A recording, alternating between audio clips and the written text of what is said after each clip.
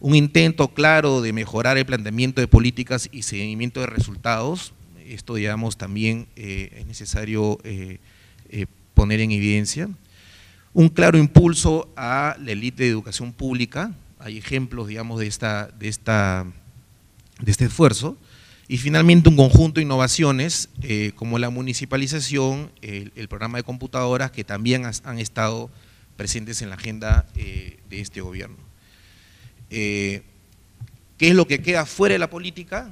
Que creo que también es importante mencionarlo: programas para atender la desigualdad educativa, especialmente en el tema de educación indígena, un fortalecimiento de la calidad de la educación inicial, y uno podría decir un manejo más coherente de las innovaciones que se han venido produciendo, ¿no? Entonces, hay elementos de política claramente establecidos sobre los cuales este informe tiene, digamos, una lectura en general positiva sobre el cambio, pero hay otros elementos que han quedado fuera de la política que tenemos también que plantearlos con claridad para seguir pensando en los desafíos hacia adelante, ¿no?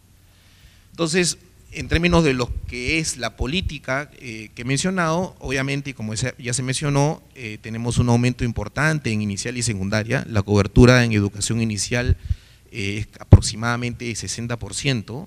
Hay que recordar que cuando uno ve estos datos en el año 2004 era más o menos de 44% para los niños que tienen entre 3 y 5 años. Sin embargo, todavía tenemos aproximadamente un 40% que no están atendiéndose en ese nivel. Un tema importante aquí para analizar con mayor detalle es que si uno analiza la inversión por alumno en la educación inicial, se ha mantenido prácticamente constante a pesar de ese crecimiento, ¿no? Eso implicaría, digamos, unas posibles consecuencias en términos de la calidad. Sabemos que buena parte del aumento de la cobertura ha tenido que ver con estas iniciativas de los PRONOIS, por ejemplo, y hay muchos estudios que señalan las limitaciones en términos de la calidad que tienen esos esfuerzos, a pesar de que son iniciativas muy importantes en términos de asegurarle la atención y educación inicial a los niños de esa edad, ¿no?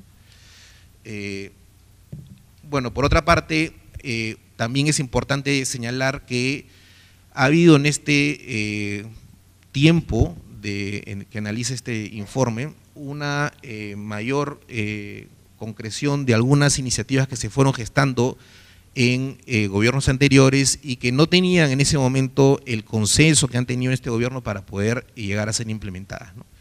Claramente está la ley de carrera pública magisterial y todo lo que ha sido la decisión política de instalar el CINEACE y sus órganos operadores como el IPEA que nos congrega en esta oportunidad, ¿no? Sin embargo, también es necesario decir en ese punto que ha habido, según lo que se señala, una cierta lentitud de parte del gobierno para mejorar la comunicación en términos de legitimar con mayor fuerza la carrera pública magisterial. Se señala también en algunos estudios de caso el problema de la gestión en la implementación de la carrera pública. Hay alguna evidencia de corrupción también, según el último informe de INIEN en ese tema.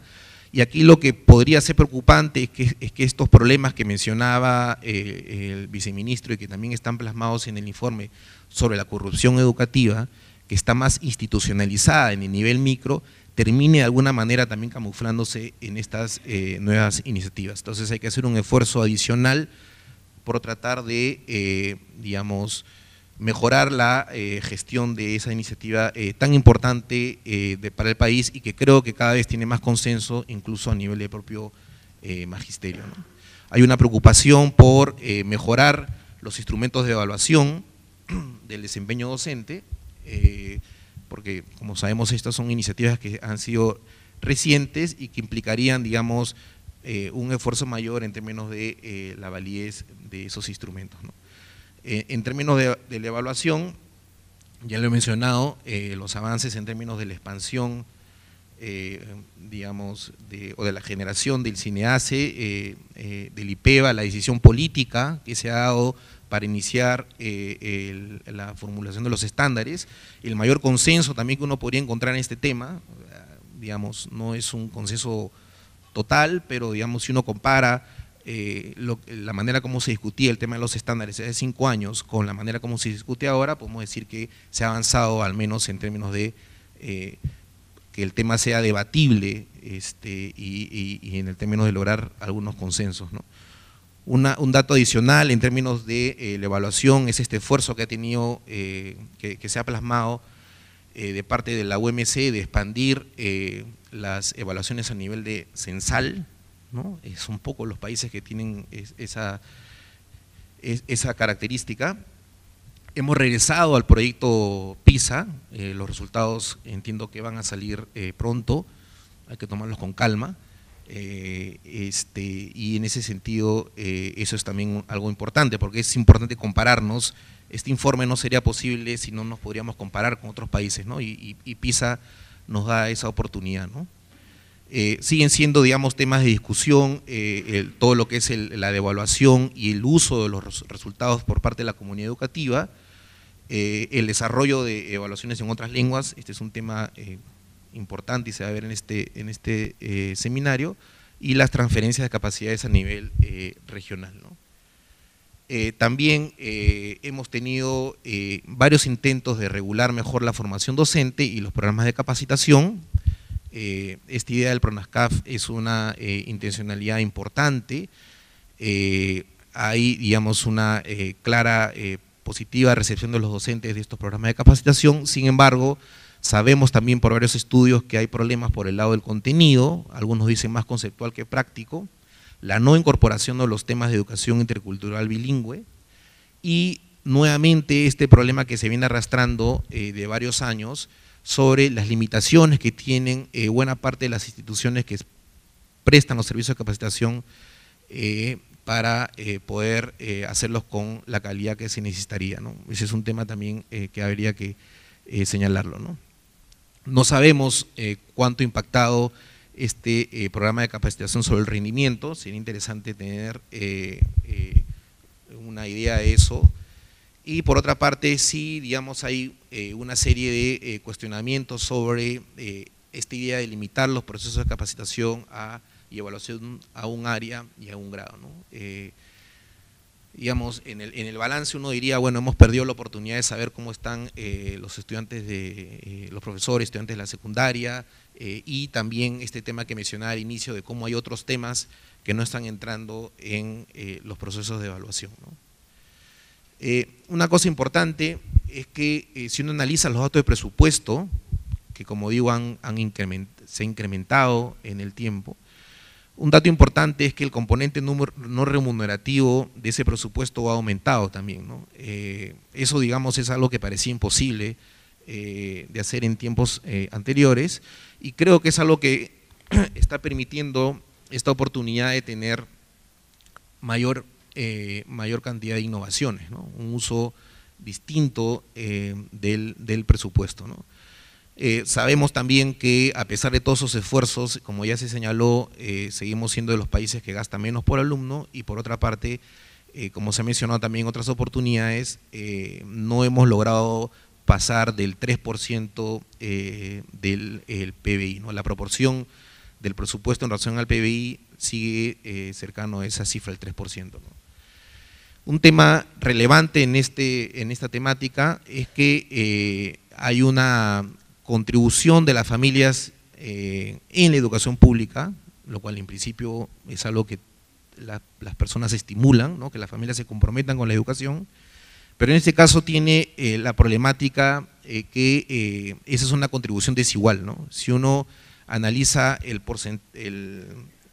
proporción de recursos que dan familias de diferentes ingresos en la educación pública de sus hijos o hijas, claramente se nota una tendencia que favorece a las familias que tienen más recursos. Entonces, las familias que tienen más recursos están generando mayores oportunidades a través de la educación pública a sus hijos. Y esa desigualdad es una desigualdad preocupante porque ocurre en la educación pública. Acá no estamos hablando de educación privada, ¿no? Es educación pública.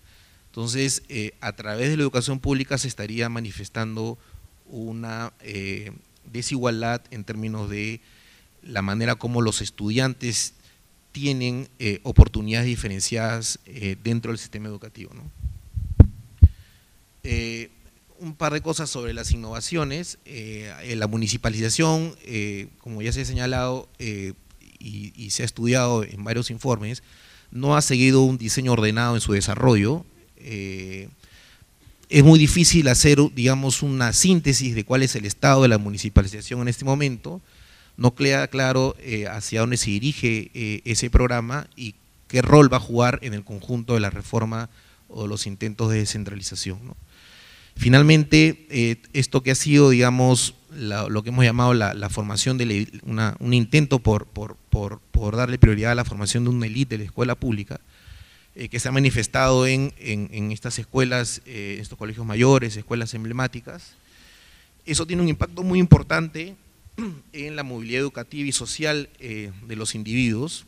Claramente estos niños jóvenes que están pasando por esas escuelas van a haber transformado sus vidas, y eso es importante, pero eso no es una política de equidad, ¿no? Porque no estamos igualando las oportunidades y porque probablemente los que están llegando a esas escuelas, como además la propia política lo ha buscado explícitamente, son parte de una élite de los estudiantes que atienden la escuela pública, ¿no?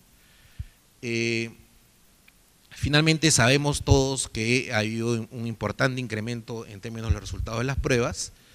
Eso es muy alentador, pero ya como lo dijo el viceministro, hay que esperar, digamos, qué tanto se sostienen esos cambios en evaluaciones futuras.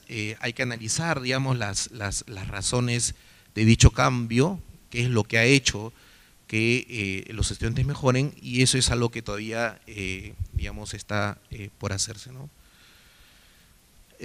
Finalmente, ¿qué pasa con lo que no estuvo en la política, ¿no? El primer tema saltante es el tema de equidad, ¿no? Digamos, uno podría decir, si es que en estos momentos en que en el Perú tenemos los recursos que tenemos, no estamos atendiendo la equidad como deberíamos hacerlo, ¿cuándo lo haremos, ¿no? Como ya lo señaló anteriormente el viceministro, hay una brecha preocupante, es una brecha que nos ubica además en una situación lamentablemente de mayor, digamos, relevancia a nivel de todos los países. El Perú es el país en el que se tiene la brecha más grande entre los resultados de los estudiantes urbanos y rurales medidos en las pruebas comparativas del laboratorio de la calidad del UNESCO. Sabemos además por la propia UMC que más del 90% de los estudiantes de cuarto grado con lengua materna quechua, aymara, guajún y chipibo no logran los aprendizajes esperados para el grado, y esta situación es mucho más dramática para estudiantes aguajún y chipibo, ¿no? Un dato, digamos, importante, habría que ver qué tan válido es, pero si uno analiza la mejora en los datos de rendimiento, uno puede notar además que a pesar de esa mejoría, la brecha entre estudiantes urbanos y rurales en el porcentaje de estudiantes que logra los aprendizajes esperados no cambia en comunicación, a pesar del aumento del promedio, y más bien aumenta para los urbanos en matemáticas, ¿no? Entonces, no pareciera, digamos, que este cambio en los rendimientos educativos haya tenido que ver con haber efectivamente tratado de resolver el problema de igualdad de oportunidades, equidad, ¿no? En ese tema, digamos, uno diría que probablemente esta exigencia de mejorar el presupuesto quizás tenga que ver fundamentalmente con reorientarlo a políticas de mayor, digamos, de fomento de la equidad. Uno podría imaginarse, digamos, programas nacionales especiales de atención a la primera infancia, digamos, como una manera de enfrentar la desigualdad en una de las áreas que tiene mayor impacto en el largo plazo. Sabemos por varios estudios que la inversión en primera infancia es una inversión que se sostiene en el tiempo y que tiene